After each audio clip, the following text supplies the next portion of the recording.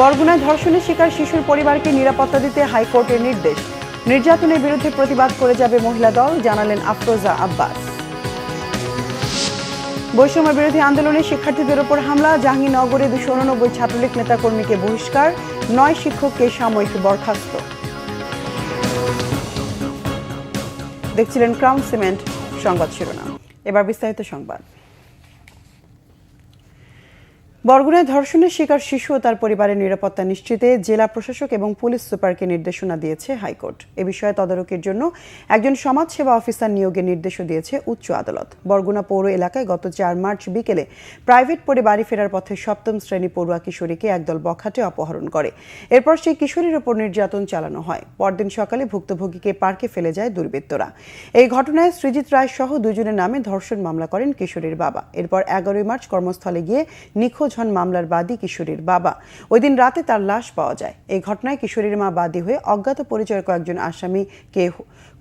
আসামি করে হত্যা মামলা করেছে। এদিকে মাগুরায় নিহত শিশু আসিয়ার 14 বছর বয়সী বোনকে নিরাপত্তা দেওয়ার নির্দেশ দিয়েছে হাইকোর্ট। ধর্ষণ ও হত্যার দ্রুত বিচার নিশ্চিতের দাবি জানিয়েছেন মহিলা দলের সভাপতি আফরোজা আব্বাস। বরগুনায় মেয়ের ধর্ষণকারীর বিরুদ্ধে মামলার পর খুন হওয়া মন্টু চন্দ্র দাসের বাড়িতে যান তিনি। পরিবারের সদস্যদের প্রতি গভীর সমবেদনা জানান আফরোজা আব্বাস। বলেন, যেখানে নির্যাতন হবে সেখানে মহিলা দল প্রতিবাদ করবে। পরিবারকে উপহার সামগ্রী ও নগদ অর্থ তুলে দেন মহিলা দলের সভাপতি। ক্ষতিগ্রস্ত পরিবারের পাশে থেকে সব ধরনের সহায়তার আশ্বাসও দেন তিনি। আফরোজা আব্বাস আরও বলেন, শহীদ প্রেসিডেন্ট জিয়াউর রহমান বলেছিলেন, বিএনপি ছিনিয়ে খাওয়ার নয়, বিলিয়ে দেওয়ার দল। রহমানের পক্ষ থেকে এসেছি যে আমরা জাতীয়তাবাদী দল আপনার পাশে আছে। কারণ যেখানেই নির্যাতন হচ্ছে, নারী নির্যাতন বা যে কোনো নির্যাতন, আমরা কিন্তু জাতীয়তাবাদী দল পাশে আছে। আপনি কোনো ভয় পাবেন না। আপনাকে কিন্তু বলেছে আমাদের অ্যাক্টিং চেয়ারম্যান তারেক রহমান যে আপনার পাশে আছে।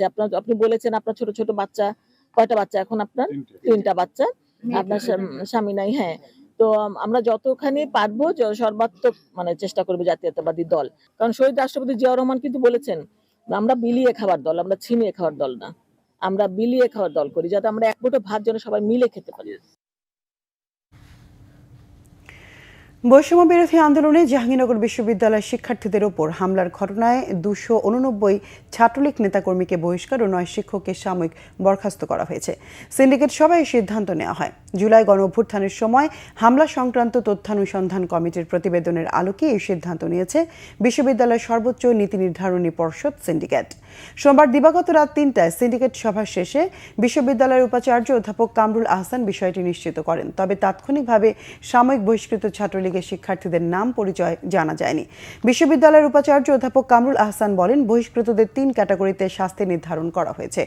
যেসব শিক্ষার্থীর ছাত্রত্ব শেষ তাদের সনদ স্থগিত করা হবে, যারা পরীক্ষা ও ভাইবা দিয়েছে তাদের ফলাফল স্থগিত করা হবে এবং নিয়মিত শিক্ষার্থীদের সাময়িক বহিষ্কার করা হবে।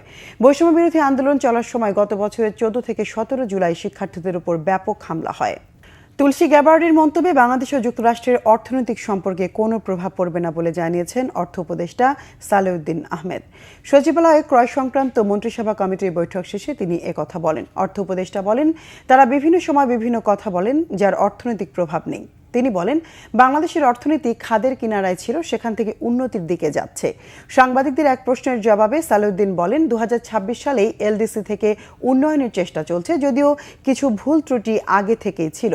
সব মিলিয়ে বাংলাদেশের অবস্থান সন্তোষজনক। এ সময় ভোজ্য তেলের বাজার প্রসঙ্গে সালেউদ্দিন বলেন, পণ্য খালাসের জট খুলেছে। বলেন, ব্যবসায়ীরা নানা ধরনের সিস্টেম করার চেষ্টা করে, আমরা নিয়ন্ত্রণের চেষ্টা করছি। তুলসী গ্যাবার্ড যেরকম উত্তর দিয়েছে এবং সেটার প্রসঙ্গে অনেকে বলেছে, আপনি অনেক জানেন, সেটা বলছে, এটা কিন্তু আমাদের কোনো ইস্যু নেই। তবে ওইসব মন্তব্যে আমাদের অর্থনৈতিক কোনো বহুপাক্ষিক সম্পর্ক বা দ্বিপাক্ষিক কোনো প্রভাব পড়বে। রাজধানীর অভিজাত রেস্টুরেন্ট আর ঐতিহ্যবাহী এলাকাগুলোর পাশাপাশি ফুটপাতেও চলছে ইফতার বেচাকেনার ধুম। নানা স্বাদের বাহারি রকমের ইফতারের পসরা সাজিয়ে বসেছেন বিক্রেতারা ফুটপাতের দোকানগুলোতে। গ্যালমান শফির রিপোর্ট।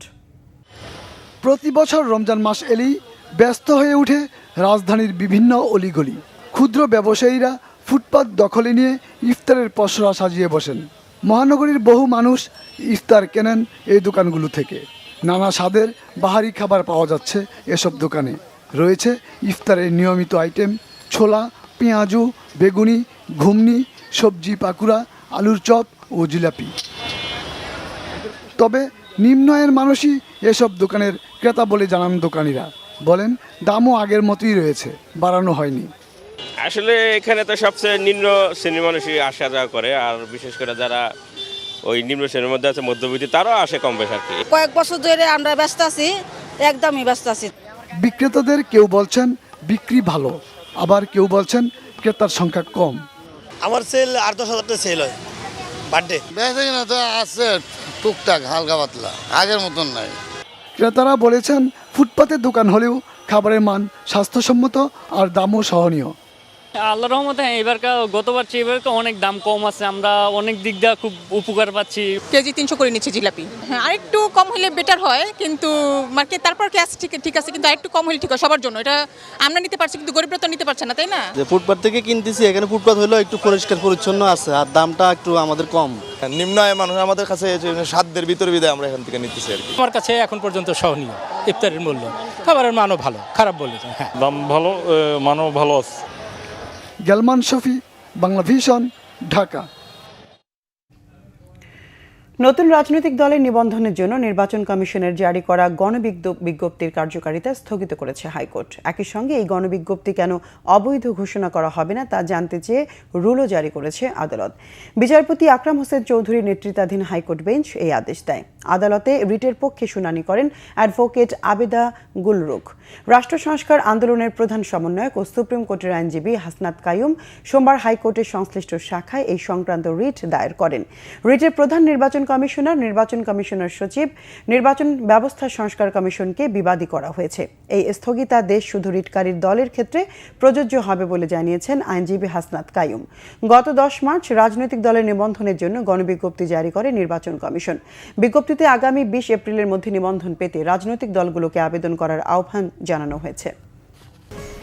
বাংলাদেশিদের জন্য ওমরা ভিসা বন্ধ করা হয়নি বলে ঢাকাস্থ সৌদি রাষ্ট্রদূত ধর্ম উপদেষ্টাকে জানিয়েছেন। সচিবালয়ে সংবাদ সম্মেলনে ধর্ম উপদেষ্টা এই তথ্য জানান। হজ এজেন্সিস অব বাংলাদেশ হাবের পক্ষ থেকে জানানো হয়েছে ভিসা দেয়া হচ্ছে, তবে সংখ্যায় খুবই কম। 100 জনে 1-2জনকে ভিসা দেয়া হচ্ছে। রমজানের কোটা পূরণ হয়ে যাওয়া এই সংকট তৈরি হয়েছে বলে জানানো হয়। এক প্রশ্নের জবাবে উপদেষ্টা বলেন, মাজারে হামলা সহ ধর্মীয় মব বিষয়ে সরকার সজাগ আছে। চিহ্নিত করে হিজবুত তাহরিরের সদস্য সহ অন্যদের দমনে ব্যবস্থা নেওয়া হচ্ছে বলেও তিনি জানান। বাহরি ইফতারে রোজা পালন এক চিরচেনা দৃশ্য, তবে সবাই এই দৃশ্যের ভাগীদার হতে পারেন না। পেশাগত দায়িত্বের কারণে ঠিকমতো ইফতার করা হয় না সিকিউরিটি গার্ডদের। পরিবার পরিজনদের ছেড়ে থাকা এই মানুষগুলোর খোঁজও নেন না কেউ। ব্যাংক পাড়ার সিকিউরিটি গার্ডদের নিয়ে শুভ খানের রিপোর্ট। প্রতিদিন কোটি কোটি টাকার লেনদেন হচ্ছে এই মানুষগুলোর চোখের সামনে। এক একটি ব্যাংকে বা এক একটি বুথের নিরাপত্তার দায়িত্বে থাকা সিকিউরিটি গার্ডগুলোর ইফতারির খোঁজ নেয় না কেউই। প্রতিষ্ঠান বা কোনো কর্মকর্তার নজরে আসে না এই মানুষগুলো, তাই তো তাদের ইফতারি সারতে হয় নিজেদের অর্থেই। ব্যাংকপাড়ার মানুষগুলো অফিস শেষে বাসায় ফিরে বাহারি রকমের খাবার দিয়ে পরিবারের সাথে ইফতার করেন। তাদের প্রতিষ্ঠানেই গার্ডের দায়িত্বে থাকা এই মানুষগুলো কি দিয়ে ইফতার করছেন তা একবারও জানতে চান না। ইফতারের দোকান আছে, এখানে ওরা বানায় ওগুলো। আপনাদের খোঁজ এই কোম্পানি বা এই কর্তৃপক্ষ রাখে কিনা? না না, কোনোদিনও আসে না, জিজ্ঞেস করে না। এমনি আমাদের জিজ্ঞাসা করে যে আমরা কি করতেছি, কেমন আছি না আছি, এটা জিজ্ঞাসা করে আমাদেরকে। আমাদের কোম্পানি আমাদের ইফতার করায় না। যেখানে মসজিদ আছে মসজিদ ইফতার করি। আমরা এখানে 3 জন আছি, পরিবার তো দেশে, পরিবারের সাথে ইফতার করা হয় না। রাষ্ট্রের হাজার কোটি টাকার সম্পদ পাহারা দিলেও সাদামাটাভাবেই ইফতার করতে হয় তাদের। কখনো দৌড়ে গিয়ে পাশের মসজিদের ইফতারিতে অংশ নেন কেউ কেউ। আমরা নিজে টাকা দিয়ে কিনে না খাই ইফতার, এই বাজারে যা পাই, আলু চপ, বেগুনি, পেঁয়াজ, শরবত। অফিসাররা খেয়াল রাখে বলতে মানে ওনারা তো ওনারার ইয়াতে আছে, আমরা আছি আমরার ইয়াতে, ওই হিসাবে ওইরকম আর কি। মাঝে মাঝে ওই যে সংস্থা আছে এই সাইডে, মাঝে মাঝে যাই দীর্ঘচার সমাজ উন্নয়নে, তারা করায়। ত্যাগ ও সংযমের মাহাত্ম্য নিয়ে প্রতি বছর আসে রমজান, কিন্তু ত্যাগের নজির সর্বত্র এখনো গড়ে ওঠেনি। এবারের রমজানে দূর হোক সব ভেদাভেদ, সমাজে প্রতিটি স্তরে গড়ে উঠুক ইসলামী অনুশাসন, এমনটাই প্রত্যাশা খেটে খাওয়া মানুষগুলোর। সিকিউরিটি গার্ডদের বেশিরভাগ বয়সী 60 ঊর্ধ্ব। এসব মানুষগুলো কি দিয়ে ইফতার করেন তার খোঁজ রাখেন না খোদ কোম্পানি, খোঁজ রাখেন না ব্যাংকের কোনো কর্মকর্তাও। সাদামাটাভাবেই এদের ইফতার করতে হয় ব্যাংকের নিচেই। Shubho Khan, Bangla Vision, Dhaka. NBR chairman Abdur Rahman খানের মতে কোম্পানির নয় ব্যক্তিগত কর বেশি হওয়া উচিত। আসছে বাজেটে ব্যক্তি শ্রেণীর করের সর্বোচ্চ সীমায় ৫% বাড়ছে। রাজধানীতে এনবিআর কার্যালয়ে প্রাক বাজেট আলোচনায় এসব বলেন তিনি। এনবিআর চেয়ারম্যান আরও বলেন, উন্নত দেশে ব্যক্তি শ্রেণীর করের হার ৫০ থেকে ৫৫%।